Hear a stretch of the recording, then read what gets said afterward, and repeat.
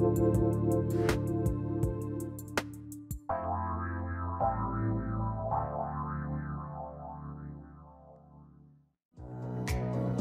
to Get Big Out Loud Radio, where we explore living the complex, funny, and beautiful ride of life with me, Kari Knutson, and Dr. Pat on TransformationTalkRadio.com. Are your thoughts keeping you small? Are you ready to get big? I will offer you ideas to transform what you are thinking into conscious action. Explore what is keeping you small and how to shift your behaviors in order to get big. Learn what is possible for you. Get ready to get big and live life out loud starting now. Wow. Hey, Kari. Okay, everybody, welcome. It's really great to have all of you join us here. Kari Knutson is joining me here today. This is her show, Get Big Out Loud. I get to hang out with Kari. For those of you out there that know who she is, what I'm about to say is probably something you already know. You know, when you think about your life and you think about why is my show called Get Big Out Loud? What is this about? This is about exploring the whole deal, like the whole meal deal, the complex, funny, and beautiful ride of life with Kari Knutson joining me here today. And look, are you ready to get big? But how can you get big if emotionally you are just unstable, if emotionally you are just not in touch, if emotionally you are beyond emoting, and you are really exploding. And if you're doing that, then what is going on inside of you? Does that help you? Well, this is what Kari does. She speaks, she's out in the world, she takes psychology, rips it off the couch and says, look, this is the way we've got to approach it. This is each and every one of us every day of our lives. This is us every day of our lives. So how do we get to have bigger experiences? How do we get to move forward? How do we get to handle ourselves? And I got to tell you, this topic has come up now in the past 7 days more than you know. And there's so much you can do and learn from it. Today, we're going to be talking with Kari about when you are angry at yourself. Did I say that? Kari, you ready? I'm ready. Let's do it. When you're angry at yourself. And you know what's interesting about this is if we take a look, and let me ask you this question. If you take a look at different parts of your life or different moments when you've been angry, have we really been angry at another? Or is there something about the interaction between us and another thing? I just want to call it a thing because we get angry at things. Sure. Like we get angry at things that don't work right in our house. We get angry at the vacuum. We get whatever it is. Right. So let's talk about anger and what it does for us if we allow it to. Sure. Well, anger's been coming up a lot for me too, because that's why I've talked about this month, because I'm like, what is this emotion going on? It feels like there's a lot of things to be angry at or angry with right now. Yeah. And when you put that anger out in the world, like you said, you can be angry at someone, but you can be also angry at something. And, you know, when we externalize our anger, it's almost easier in a way to have externalized anger, because then we can say, you made me mad. This situation made me upset. We can push it out. And in some ways that's easier than self-directed anger, which we're going to talk about in a bit, because that's a little more complex. But anger is a really interesting emotion because, well, for two reasons, I think. One is that a lot of us don't want to admit that we're angry because we were taught to be nice. Emotions don't count. Just get on with it. Suck it up. Other people have it worse than you do. I mean, you could come up with a million reasons why we shouldn't be angry, right? So that's one of the reasons. And then another reason why people feel anger, so they're not even allowed to express it. They're worried if they do, they'll lose control, right? Like if I express my anger, then I'll just lose control, right? So we keep anger in a really interesting place because we either shouldn't feel it, or if we do feel it, we're scared how we'll express it, or even scared to express it, some of us. So that's why anger is a fascinating emotion for those two reasons. And then the third reason anger is an interesting emotion is it's usually a covered emotion for something else. Like it's really easy for anyone to say, I'm angry. It's much easier emotion to say than I'm overwhelmed. I'm frustrated. I'm guilty. I feel just completely, gosh, I want to think of like exasperated, something like that. It's easier for us to go straight to anger. Yeah. And it serves as a cover emotion for a lot of other things. So those three things are why I want to talk about anger. Yeah, I mean, and part of this was anger that we fully express. Let's talk about the couple of versions of how this manifests. The anger that you fully express. Now, what do I mean by that? Okay, so I don't know how much this was anger or play anger. So I want to talk about anger versus play anger. Okay. I grew up in a family, right?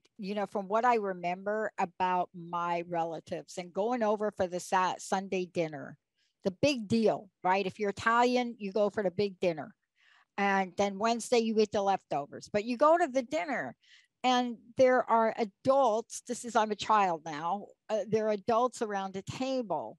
And and the noise volume is, so everybody says to me, "Oh my God, you talk so loud." And I'm thinking we should meet my relatives. Okay, that's not like, you think I talk loud. You probably had to. Oh my God. But this is what I remember. And there's an energy of it. And something will happen. And I've talked about this before. Something will happen. The meatballs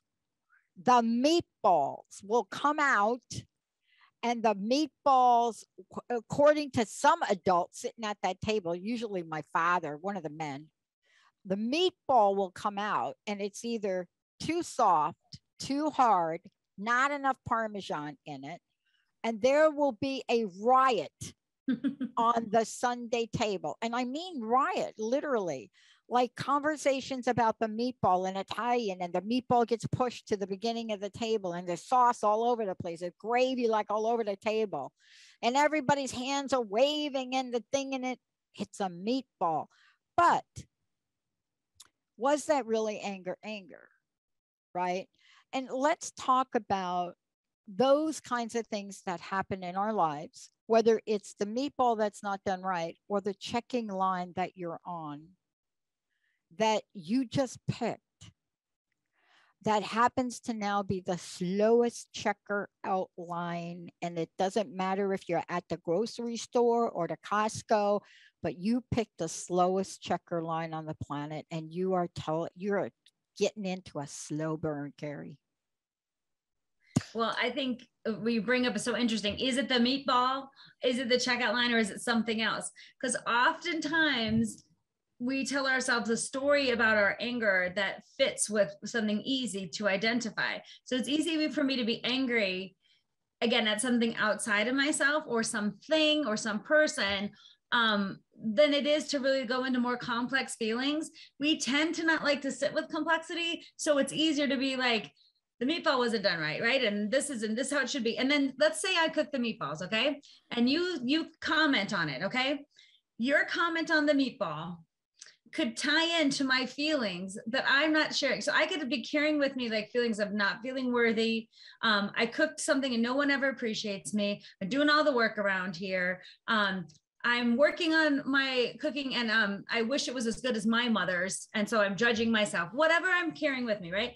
So you make a comment about the meatballs, right? And it might not even be that big of a comment, but depending on how I decide to take it, right? These are a little salty. You could be like, I'm not as good as my mother. I'll never be as good as I'm just trying the best I can. Like sometimes we get these triggers where we're like, oh my God, you're angry at, you bring up the stories that you carry with you, cause you to have these triggers around certain things. So the anger, the meatball isn't usually the meatball, or the person cutting you off isn't always just the person cutting you off.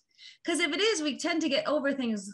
We can kind of tell, is this about what it is or about the story that I'm saying it is? Because we tend to carry things with us. So if we can kind of release that quickly, if someone cuts us off and we're like, but then we can get over it, that lets us know maybe we were really in the moment with that feeling. If someone cuts us off or makes a comment about the meatball, or we're waiting in line and it's kind of festering and growing, and we can't work ourselves into being in the moment, or we then make up stories like to show proof. See why I always mess up? See why I can never do things right? See all this always happens to me. I'm bad luck. Whatever we're going to say is that's attached to the emotion. The emotion is just a thing happening in that moment, but we attach so much more. And that's when anger becomes harder, because sometimes it's not even the thing. or the person, what they said, how they set us off, or how they triggered us. That can be the thing. And that's why I think anger is so fascinating to think about, because what is it that we're really angry about, right? What are we really angry about? Is it easier to respond and be mad at also? Let's say you and I are having dinner and we're in a family, and you make some comment about my meatballs, Dr. Pat, and I'm Italian too. I'm half Italian, by the way. Half it's Norwegian. A spicy meatball. I know, we always do this, right? And my grandfather is actually from Italy, and he owned a bakery. And so we had really good food. And so I can relate to your example very well. But the idea of, let's say we're a family and we're talking, and I have slaved away making Sunday dinner, and I'm feeling a lot of these other things in my life, my incompetency, I wish my mother's here to show me how to make them. I'm trying to do everything for everyone. No one cares. I'm not worthy, whatever we say. You make some comment to me. I might feel as my family member, if you're my family member, it's easier for me to lash out at you, right? Versus, let's say my boss says something to me and I have to repress that. So I might actually feel like I can go off on you a lot easier, right, than my boss, because we're family and you'll forgive me and you know me, and I can use this as a great excuse to kind of lash out in a way that feels comfortable, right? In other areas of my life where maybe I have to repress it or I just can't. See, so then anger gets twisted that way too, because maybe you represent that boss who keeps, cutting me down, and your comment triggers that anger, and I can let it go on you easier than someone else. So see how this is all like a lot. Yeah. And let's talk about what it gets attached to, because part of what it gets attached to, and I want to go back to what you said so brilliantly, is I love this analogy of anger attachment. You know what it reminds me of? Anger sometimes. It doesn't really look like anger all the time. And we're going to talk about this today on the show. But this level of attachment that happens, it is as if you're picking it up and accumulating it like you are flypaper. Mm-hmm. And it just, comes to you and attaches if you would allow it to. And before you know it, every bit of the pent up anger that you had, anything that may have happened along the way, anything that makes you just sizzle, you're going to let it sizzle. If you let it sizzle, it's going to explode, right? Yeah. It's like that delicious steak you're cooking or piece of salmon you're trying to sear the skin on, and you turn away for 10 minutes to take care of something else, and that you could just see the smoke, right? The smoke is coming up because it's sizzling without any attention. We're not giving it attention. But fear and anger is an expression. And I want to ask you this question. I don't know about you, but the points of anger in my life that have shown up, and I'm interesting. Points of anger that have shown up in my life have been major motivation for something. Major motivation. Whatever it is, a boss telling me that I'll never get ahead because I don't have an undergraduate degree, just fuming me. I will not be able to be promoted to director, even though way qualified over anybody else. But no, Pat, you're not going to get the director job. It doesn't matter how many years, 18 years in the company, you've worked your way up, but you cannot be a director because you don't have that degree. You know what that did inside of me? You know what it motivated me to? Tell me about that level of anger. Tell me about the anger that we look at in a beautiful way. Sure. And what you're talking about there is a really interesting part of anger, because we can use anger in one of two ways. When you feel that emotion, the part of anger attachment where we get stuck in anger in our stories is one thing that we're talking about. But what you're asking about now is, I like to say is when we shift our anger to use anger as our energy source to make changes. So we use it as a fuel, right? To shift something, right? And we take it on instead of as a burden, as an energy source. So by using your anger as your energy in that moment, a lot of people can take situations in their life where they've been snubbed or turned down for something or told they're not good enough for something. And some people can take that moment and decide to use it as energy to fuel change. But what happens is they don't internalize the you're not good enough and agree with it. They say, watch me, right? They say, oh yeah. And you get that feeling of energy to kind of push you forward. So it's interesting when you think about times in your life when you can been able to do that versus when you can't. And I want to tell just a quick story since you brought it up about one time when I really felt that anger as my energy. I had been training for a triathlon, and it was my very first one. It was a bike, swim, run situation. It was the Danskin 5K like triathlon situation. And on the back of the medal, it simply said, the woman who starts the race is not the same woman who finishes. That's all it said. And I love that idea because I felt like I learned a lot through doing the experience of a training for a triathlon, right? So, and at the same time, I was working for someone I felt was just disrespectful in the way they talked to me quite regularly. And I remember I put that medal on the weekend after the race. I put the medal on under my shirt. And I just had it with me, and I put my hand here, and I'm like, the woman who started the race is not the same one who finished it. I have confidence in myself to stand up for myself, to try new things, to fall off a bike, to get back up, to be swimming with a million arms flailing around. Like I've done something that's changed me, right? Yeah. And so it was interesting because this person who regularly just condescending, essentially, I decided after that moment of the triathlon, I'm going to use my anger as my energy. I'm going to use my newfound thoughts about myself to, instead of being like, what can I do? She's so awful. I'm not, can't do anything. I'm just a whatever, right? An underling. And I remember the moment, the next time she didn't change her behavior towards me, but I changed my reaction towards her. And I changed the idea of like what she was going to get to do to me internally with those pithy comments, right? And that idea of anger to fuel you, sometimes it doesn't usually come from the situation itself. It comes from outside of you. It doesn't come from like, when you said someone, said you can't be a manager because you don't have your undergraduate degree, you didn't immediately say, oh yeah, watch me, I'm going to be a manager and you could just see me and I'm going to tell you that. It's usually something in yourself that says, oh yeah, no one's going to talk to you that way, Dr. Pat. No one is going to say that to you. It's something bigger than the job or the person. It's something than yourself that wakes up to your value. Yeah. Right? And what's possible for you. And that's a great part of yourself. So if you can say, I'm going to use my anger as my energy, that can really shift how it's directed, because then you don't have to lash out at the other person. You can make changes, right? You can move forward in a way. So I think your example is really important because when many of us stay stuck in the mucky muck of anger, and when you can shift your anger is your energy to move you forward, that's a really big mind shift. It is. And, let's talk about that, because we're getting the layers of anger now that are generating. If we could just talk about that for a moment. I call them layers of anger because I don't know. I don't have a better word for them. And you know what? Even in the field of psychology, I don't know what language they even put on them. But let's just get real with anger right now. Yeah. Because what does anger look like for people? And you're going to help us in terms of what we can do with it.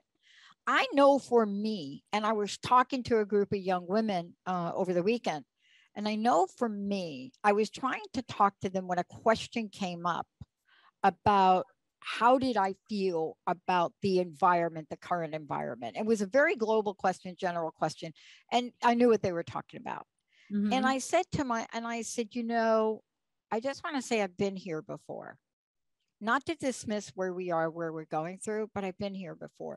And this was a very interesting dialogue we had, because I work with these young women in helping them be aware, helping them be empowered for their lives, right?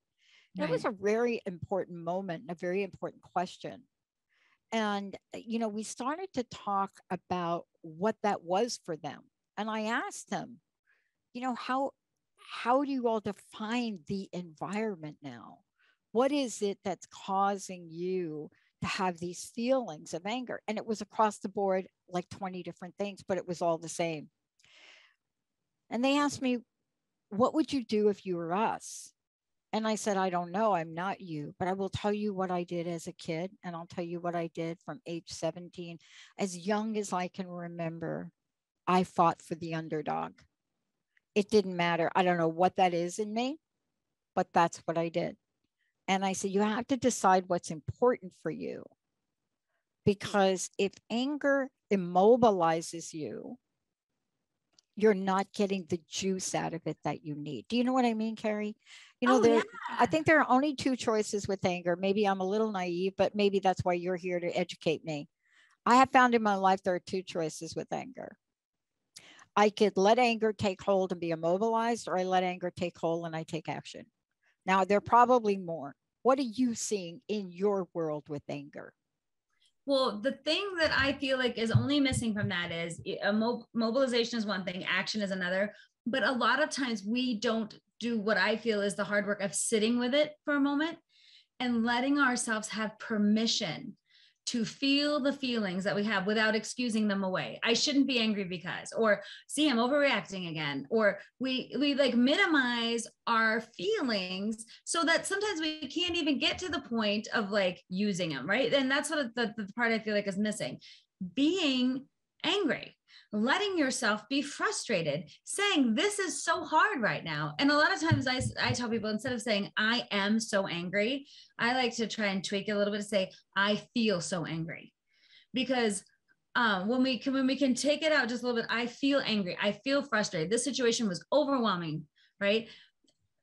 We take it out of owning. I'm not an angry person all the time, but I sure do get angry sometimes. I feel anger, right? But I also feel joy and other things. So not owning, I am so like I'm personified, right? But giving myself permission, if something's frustrating, maybe I just get to be like, that sucked. That was so frustrating. I was so mad. And just being in that moment, because really you can't hold on to emotions for too long. They kind of pass through you. But when we repress them and deny them and don't give them any space to say our truth, that's when I feel like we can't then turn around and use it as our energy, right? Because we deny what is true for us, or we do comparative suffering where like, I shouldn't be angry about this because look what happened to them, or I'm don't have a right to my anger because I don't have a right to any of my feelings. So we diminish ourselves almost before anyone else can. And then we play the story of like, I don't know how to express my anger. I should be angry. This isn't that big a deal. But this is what I always laugh about. If it wasn't that big a deal, why would you have to say it's not that big a deal, right? It's a big deal. Yeah. And then when someone says, oh, just calm down, in the history of Oh, the world, has anyone ever just, oh, oh, thank you. Like Dr. Pat, if you told me to Kari, calm down, you know what my brain would do? I would show you calm down. yeah. I'm going to show you ramped up, right? Like, so in the history of our human mind, no one has ever responded positively to that because you don't dare tell me what to do, right? We feel so strongly about that, right? Just calm down. Oh, I'm going to show you calm down. So that's why I feel like other people want to tamp down our emotions, or we want to tamp it down. And anger is such a prickly pair of an emotion because a lot of us are peacekeepers. A lot of us are everybody be nice. Like everybody calm down. And so if we see expressions of anger, we get scared of the emotion, like, don't be angry. And then we do everything we can to tamp it down in ourselves or other people, right? And then we got a lot of repressed, angry people driving around mad, right? Like, so that's what I think is the middle kind of issue that needs to be addressed is like, how do we express our anger in appropriate ways? How do we allow for anger in our lives? How do we accept anger as an emotion just as much as we would accept joy, right? How can we shift our thinking to allow that we have the right to be angry? Yeah. You know what I love about what you said, and please talk about this further. One of the things that I make a distinction about, especially when I work with younger women, is you can have an emotion or you can become that emotion. If you become that emotion, the entire story of your life gets embedded in that emotion. And I said, you know, I use the weirdest examples. I do.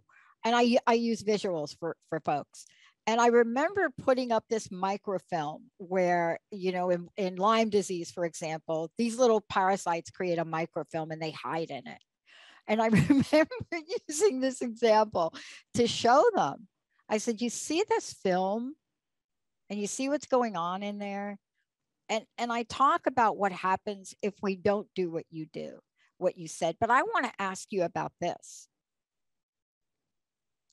Sometimes we just want to eat our way not to feel it. We want to drink our way not to feel it. And, you know, if you're in Washington State, you want to smoke weed not to feel it, or eat In it, the Colorado. gummy bears or the little chocolate things. Like, you know, now I go to parties and I just have to ask everybody what's in that brownie. I'm not kidding. Mhm. Like, what did you put in a brownie? Sure. Because I, you know, I have been clean and sober for a gazillion 32 years. But the point is, we are numbing, the numbing Oh, thing. yes. Oh, wait, numbing has a B, Benny. Numbing, that thing, right? That's an alternative reaction to it. Can you talk a little bit about this emotion, how it becomes a cover for other emotions? I want to talk to you about that when we come back. And I love that you're helping us reframe the words and the narrative. And you're right. I left that out purposely up front there because, you know what, it is not my go-to to express myself. So I often forget about that. I've learned how to do it. When we come back, it's peeling an onion. And I love the onion thing. Do you know why? Have you ever tried to peel an onion? My first coach made me peel an onion. Oh, Have you really? ever really I've never peeled an tried. onion? You know, I had one of those awesome onion blooms one time where they peeled it and then deep fried it, and you could. Ew, that's a good one. Oh my God, don't even bring that up. I'm Okay, sorry. just trying to lose That's a the little weight closest here. I've come. Woo! Okay, but this was so real. My first real Sedonia Cahill.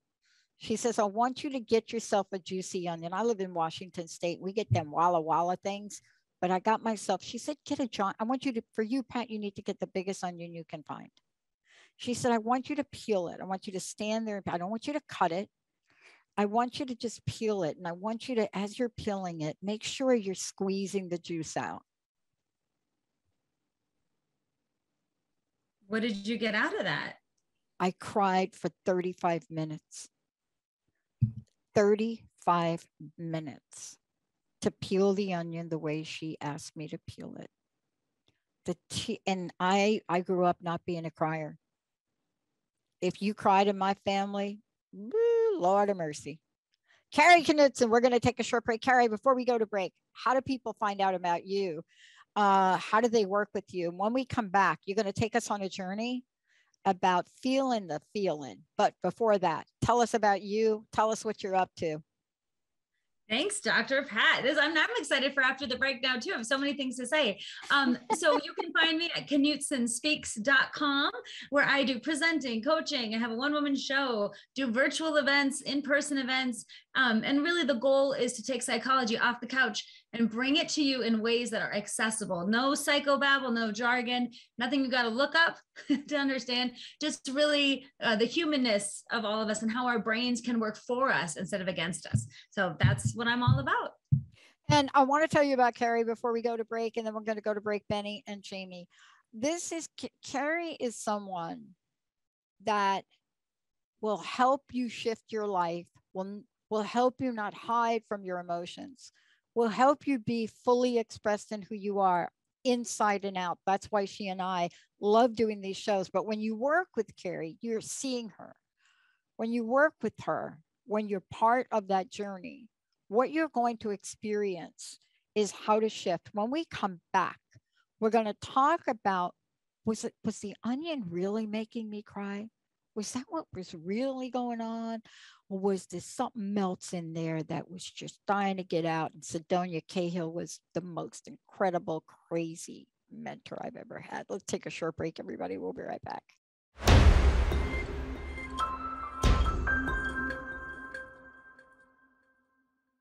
Oh, my goodness, my goodness. Hey, everybody, welcome back. This is Get Big Out Loud with Kari Knutson, living the complex, funny, and beautiful ride of life. When you are angry at yourself.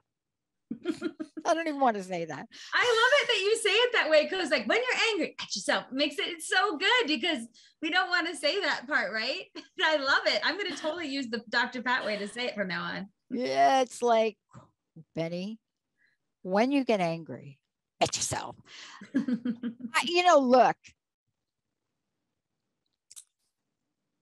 anyone that has ever said anything to me, like my boss, I've had to make decisions. we're going to talk about the onion, but you're going to help us explain why it's important to feel. This morning, 2 days ago, sorry for the regression, Ding Ning announced her retirement. The queen of table tennis for a decade announced retirement. And the pictures of her crying, just bawling her eyes out. It so reminded me when we have to leave something we love in order to do something else, because she's going to school. That's what happened to me. She's going to school. When I got faced with, you're either going to get that degree or you ain't going nowhere. You're not going to get any money. You just ain't happening here. It's not going to happen. You got to get like the undergraduate degree. And I had been going to school at night at that point for 6 years. And when they said that, I found the College of St. Elizabeth, which was a weekend college. I transferred everything over to that college. And I did a 2-year degree. I finished the 2 years I had left in 2 years without hesitation. I took every Saturday that I could, 8 hours of classes if I needed to. You did it, right? I did it. Happen. But don't tell me I wasn't still ticked at these people. Help me out here, Kari. You'll be mad because you were wronged, right? But in a way, you can also be grateful, right? Thank you for waking me up to my potential, right? And thank you myself for not, instead of going down in the muck, I rose up to meet the occasion, right? So sometimes we say, thank you, thank you, life. Because sometimes, have you ever been able to look back in life and see moments when people denied you or something bad happened or something made you angry? It was actually a gift, or it was a moment of turning for you because you took it. So you can still be angry at people because they were jerks or mean, right? Or short-sighted. Like I didn't, like, after my boss had been mean to me, I didn't hold my medal and be like, the woman who finished the race, it's not this, the woman who started is not the same one who finished. And now I'm going to totally confront you and like make you change. I changed in my response to her, right? And you changed in how you were living your life, right? And so in a way, people still get to, like, I don't know, suck sometimes. We're like, what you said, what you did, how you made me feel, right? I still get to be mad at you. But the part about anger, lingering anger, I think all it does is just like weigh us down. And so we can kind of, and I find it's funny because if I want to make myself mad, sometimes all I have to do is think about something from the past, and I can work myself up emotionally almost even more than I was in the moment. Like if I'm telling a story or I'm doing something, I can actually make myself angry. I can get flushed. My heart will beat faster. And I thought, oh my God, I'm just using the power of my mind to remember being mad, and that can make me mad. And I was like, that's an incredible thing. Like, have you ever done that? The situation's long gone, but you remember it and you stew about it and think about it. And you like I have this is just a little story. I was really mad at somebody at my job had been mean to me around 10 o'clock in the morning and said some things that I thought were inappropriate, not nice. It was a parent, they were upset about something. That's fine, right? They did their thing, but I couldn't respond in the moment other than because I'm wearing my badge, I work for the school, and I'm saying, okay, let's work this out. But they were like heavily critical and like they pushed some buttons. And so, but I had to move on with my day and like take care of other things and then take care of my own family and my kids to bed at night and all the things of the day. And then at 10:30 at night, I was brushing my teeth when I finally had a hot minute to like think about what I was angry about. And I remember brushing my teeth like this. And I'm like, oh yeah, lady, this is what I want to say to you. And this is how I feel. And I'm like, I let my anger just totally come up. And it was hilarious because I looked at myself in the mirror, like my gums are bleeding, got toothpaste everywhere, my cheeks are flushed, I'm kind of sweaty, my heart's pounding. I'm like, I just made myself angry, more angry than I was at 10 o'clock this morning. Yeah. By the power of my mind, by dredging it up. So what that taught me in that moment is, first of all, I didn't resolve it in that moment. So I needed to do something with my anger, but also be really, really careful about how you choose to trigger yourself. Is it helpful to bring that up? Is it worthwhile? Are you triggering yourself just so you can have that feeling again? Because it's easier to do that than to be in the moment that you're in or to feel the anger. So it just taught me, it's a little trigger to be like, why am I bringing up something again in my mind that is over? Is it unresolved? Do I need an easy trigger because I need to feel angry and this is easy for me? Or have I not really, do I not really want to be in the moment of whatever's going on for me right now? So I'll dredge something up from the past so I don't have to be in the present. Yeah. You know, it's fascinating. You know, you mentioned the word linger, if I could. And boy, it's linger is such a powerful energy. It is powerful. It's a great song too by the Cranberries. And by the way, I found out not too long ago, Dolores O'Riordan, who sang the lead vocals for the Cranberries, came up in our group. Where ladies I talked to died drowning due to alcohol intoxication in 2018. And so we were talking about her today a little bit, you know, because that song Linger, in the lyrics of it, and when I work with people, I usually ask them to pick a song and lyrics. But when you look at the word linger and the way you just used it, you know, it is so insidious in some ways, right? Help us understand the power of lingering, right? You know, it's like something you eat and you just eat it and it just is awful. It's that bad taste in your mouth that just won't go away. It just lingers. And everything you do throughout the day, no matter how many pieces of chewing gum you put in, you've got the energy of linger. Tell me about that energy and what we need to do. I love that, Dr. Brett, because the lingering, that's such a powerful word. When you think about it, it makes me think about the things that I let linger in my life, in my own anger, my relationships with people or with situations, or really with myself too. Like, I find that when we let things linger on, a lot of anger, again, it's easy to say what's directed at something or someone, but many times what we carry is with ourselves. We're really angry with ourselves. How did I let this happen again? I can't believe I did that. I'm so stupid. How could I let them treat me that way? This is so unfair. And but I guess I deserve it. I'm not worthy. Whatever it is, the story we tell ourselves, right? And that is the stuff below the surface that when it lingers, when you were talking before, why are we overeating, over drinking, over scrolling, right? Over addicted to different things, right? Because it's hard to sit with our emotions. And a lot of times we don't even notice what we're doing because we're on autopilot, right? So if we learn that when we get stressed, if we smoke, and it feels like the smoking is connected to a stress relief, right? Or we go grab a cookie, you know, when we get upset, and that feels like it's calming us down, we then create an unnatural, it's not true that the chemicals in either one of those are actually calming us down, but we kind of place it there, you know, like in our distractions and our procrastination and the things that we go to when we just don't want to be. I think those are the lingering things you're talking about. Like, we can't just be in the moment with our fear, our overwhelm, our anger, our upsetness, our disappointment, right? And those are real things. And it's hard because I do think we live in a culture where it's like the cult of positivity. Like, don't worry, be happy. What's the silver lining? You better be fine or good or busy. You have three choices, right? And so if we do have those feelings, the reason they can't get resolved a lot of times is because we're not allowed to express them. And I have to think about when I see children, and even with my own children when they were babies, I think children are amazing teachers for us at expressing emotions, because they will have a full range of emotions in, like, let's say 20 minutes, right? And they ask for what they need. They cry and they get it, they get soothed. If they're mad, we know it and it passes through them. They don't question themselves. I shouldn't be mad, or I should not.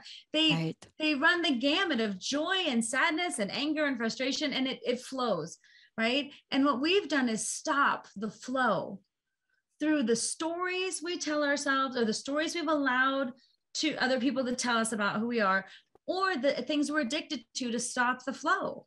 And if you're any one of these, you're very human, right? And it's so interesting to me that we all have different things that we go to, but most of us go to something, whether it is denial, whether it is some form of addiction, whether it is some form of distraction, right? Or whether it's some form of suppression.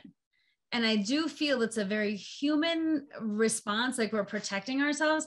But I also feel that's where the opportunity is to raise your awareness. Like, even when this is for me, because I know I call it eating mad. Like, oh, I was eating mad the other day, like where I was just like, whatever. And I like when you don't even taste the food, but you're mad about something and you eat. And I'm like, I didn't even know what I just ate. I was eating mad. Right. And sometimes that's my thing. Right. And I've come to notice like, oh, wow, that was just a situation where I ate mad. If I can bring awareness to that, what would I do different next time? Or what caused me to do that? Or how would I maybe redirect that anger in that moment and not use food, but use something else to go directly to the source of that? And that's where it's like, oh, I got to take time. I got to figure it out. I got to sit with it. And then we're all like, it's like you with the onion, right? I got to do this thing. And then all of a sudden we're worried that things are going to show up. So I want to ask you real quick about your onion story. And then I want to talk about what to do when things come up. Sure. Right. What do we do then when things come up? Because if it seems so like, I don't want to do it, then we don't. But I have some ideas for like, what if we said yes? And what are some ideas for saying yes and being with that? And I want you to talk about Viktor Frankl's quote that you have here for today. But the onion is a perfect way to really weave that into the conversation. If you've ever peeled an onion the way Sidonia told me to peel it, and she was smart, I never understood why she did it that way. If you just peel an onion, you're not going to get the aroma that makes you cry, that stuff that comes up. But if you peel the onion, and she had me look at every peel and feel it and squeeze it, you know, how does it feel in your hand under your fingernail? She was smart. Because what I was doing by following her instructions, I was releasing that onion, whatever that is that makes you cry. Mm-hmm. And it was fascinating. For you? What was it? Why was that so powerful for you though? Because she knew me. I mean, this is the woman that went on Vision Quest with. She was my mentor, went on second Vision Quest. And this was right before she passed away. And she knew that at that point in time in my life, that I would have to look at some things. I'd have to face myself again. I am not somebody that is afraid to face myself, but I wait really long to do it. And then when I do it, it's like I am unrecognizable to the person I want to be. And it was at that moment in time, I was in school. And it was that moment in time, it was a pivotal point for me in school. And I just cried. I mean, 35 minutes. I mean, you know, to peel that onion and just look at every layer of it. And she had me squeeze it and I'm bawling my eyeballs out. I'm like, I'm just at first it was just a little drip. Then it became a cry. Mm-hmm. How brilliant was she? Mm-hmm. Right?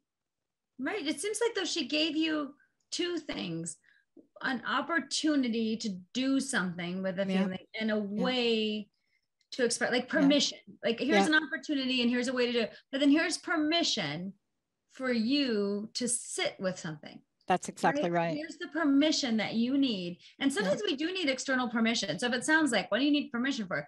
It is amazing that sometimes we do feel we need permission from an outside source to have a moment. And she gave that to you in her role as your coach, right? Like, do this, you have permission in this moment. It changed the trajectory of my life, you know, in that it changed the trajectory of what I was going to do after school. And it changed how I finished my research. Now, let's talk about this for a minute, because it was changing from an I am. You know, it was changing from an I am my degree to an I feel this about what I'm learning. But can you talk for a minute about one of our favorite people? We cannot quote this man enough. I give this book to everybody I work with in recovery and addiction. I give them his first book. But can you talk about the quote and the idea of his quote that is so beautiful that if he did not practice this, he would have never made it out of the camps? Yes, we're talking about Viktor Frankl, who was a psychiatrist who was in the Nazi concentration camps. He was a beautiful man who wrote the book, Man's Search for Meaning. To me is like a must read. And it's a book you go back to again and again, because he writes about his experience and how he created meaning to mentally survive that and then to go on. and be healthy, right? And when you think of the worst circumstances people can be in, when he wrote Man's Search for Meaning, from his experience, it was profound. And the quote that we want to reference today is this: between stimulus and response, there is a space. In that space is our power to choose our response. In our response lies our growth and our freedom. And the reason I wanted to bring that quote up is I feel like the idea of the space, right? And I love that quote: in the space is our power to choose our response. The stimulus and the response. There is a little space there, right? And so when we're talking specifically about anger, you can really be talking about anything, but in this case, anger, to me, the space between stimulus and response is the ability to say, not I am my angers, I'm going to feel my anger, right? And I also have choices, and I don't have to just go on autopilot, right? And stuff a cookie in my face to deal with it. Like, I have the choice. And I always will. And maybe I'll look back and I'll regret some of my choices. Think, well, I would choose that again, right? Like, you know, because we wish we were like, we all look back and think that was not a good choice, right? But the fact that we can tell ourselves this: I can choose again. I can choose again. And I'm going to continue to choose. As I know more, I'm going to do more. As I can be better, I'm going to show up to myself more. And part of what keeps us from like utilizing that space, I feel like, is not only our autopilot, like we just do what we've always done without really bringing awareness to it, right? But with anger, we're scared to feel angry. We're scared to feel it. So that's why I think that quote is so beautiful, because what's that space for you between stimulus and response? That you make a choice, right? And that carries things. In our response lies our growth and our freedom. And that, to me, is what we're talking about in this podcast and everything you do at Transformation Talk Radio, right? How do we go towards growth and ultimately freedom, right? Of self-expression, of who we're supposed to be in this world, of engaging in all of our emotions, instead of saying they're good or bad, and just being like they are. They're part of my human experience, right? My growth and my freedom is connected to my power to choose. And between stimulus and response, that's the moment. And that's beautiful. That's why I wanted to share that quote. I love it. And, you know, I was getting ready for the show today and I was reading the notes, and people, I don't know if they know how we work together, is that we prepare for every show, and we you put this beautiful outline together, and I pretty much follow it, but not in the exact language. But I was so struck by it as I was prepping. I was so struck by it because it was right, because there were things facing me. And there was a situation last week where I looked at what we were preparing, and that preparation, that thing that you're bringing forward was so powerful that I got a text message from somebody, you know, one of my financial team people. And whenever your financial people text you urgent in the middle of your lunch, you stop. And can you imagine getting that message, right? And what would have happened if I would have let every bit of fear, anxiety, and stress around that take toll of me? But I didn't. Because I realized in the life that I live, there's not a text message I'm going to get. There's not a situation I'm going to be in that is not governed by my higher power. And when it comes to that, I live in the world of benevolent energy, just like Viktor Frankl, just like you. I live in the space of benevolence, abundance, prosperity, complete wealth. I covenant with this energy every day. But a text message from somebody like that with urgent, that could turn into a you know what kind of show if we let it. And every day we're getting hit with this. That's why the show you're doing here is so powerful. No, and that's what you're talking about. You have a choice in that moment, right? Because you can even know all the things, like I'm creating abundance and I'm creating a mindset. And then we still get scared when we see the text, right? We still are so human, because in our best moments is when we're like, I'm living in abundance and I'm all about prosperity. And we want to have those values. And then we still get scared when we see the bill, or the financial person calls, or I got a letter from the IRS that I didn't understand. I called my person in a panic, and she goes, it just means you're doing what we said you do with your quarterly taxes. I go, why doesn't it say that? Why doesn't it? Fine. What is it? I triggered a whole panic attack. I literally called him like, I have an emergency. I got a letter. And she's like, what does it say? And I read it. She's like, it just basically says that you're planning to pay quarterly taxes. Like, you set them up. Like, it was nothing, but I saw IRS and I went crazy, right? So it's so funny that we can be living our lives in the Zen moment and our humanity comes up again and again and again. And that's why we have to be able to laugh at ourselves in some way, to be like, oh, that's just me being human, right? And I still am going to make choices to keep me on the road to my highest good, to what I want to achieve, right? I'm not going to get stuck in the muckety muck of, I like the idea of just getting stuck in those emotions and that anger. That's where it's just, there's no flow. We get stuck, we get trapped, we feel bad. It is the quicksand nightmare. Kari Knutson, thank you. Kari, look, I love what you're doing because you're helping all of us reflect and really look at self-criticism. It doesn't work.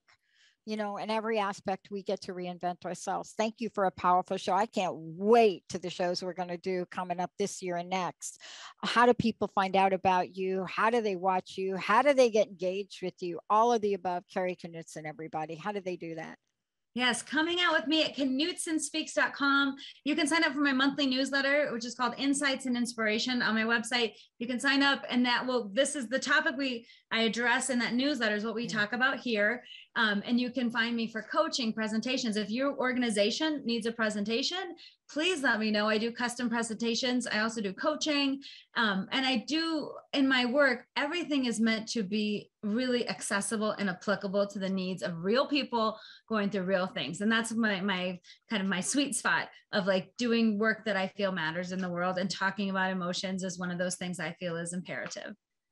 Yeah. And just for those of you out there that I got a little text message. It's Knutson Speaks, KNUT, S as in Sam, ON Speaks with an S.com. That's exactly it.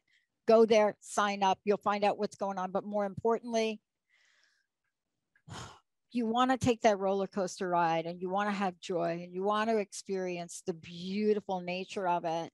Get yourself a coach. Get yourself Kari. Talk to her. We are not meant to go through this alone. We're meant to go through this in the slide and glide of life. And Kari, that's what you bring to the table. Thank you, Dr. Pat. For those of you, we're going to take a short break. A lot was unpacked in this show today. Yeah, try to peel the onion. Try to do it. Every layer you peel out, hold in front of you, squeeze your nails, squeeze it in there, feel the juices coming out. And remember that you're safe enough to do it. We're grown up now. We can find some safety in experiencing our emotions. And maybe we'll do a show on, so we get to talk about today. Let's talk the next time about like, how do we express our anger in appropriate ways or our emotions? But there's safe ways to do it. Right? I love so it. Know that it's important. You are important. You're worth it. And you're valuable enough in terms of like your life experience shouldn't be left up to these repressed emotions and these feelings of like not good enough and never getting out of the mucky muck, right? I love that. Yeah. So maybe we'll talk about that in one of our next Getting out of the mucky muck next time, everybody. We'll take a short break. We'll be right back. You have been listening to Get Big Out Loud Radio, where we explore the complex, funny, and beautiful ride of life with me, Kari Knutson, joining Dr. Pat live every second Monday at 10 a.m. Pacific on TransformationTalkRadio.com. I will help you to know which thoughts are keeping you small in order for you to get big. Get big and live your life out loud. For more information, visit KnutsonSpeaks.com.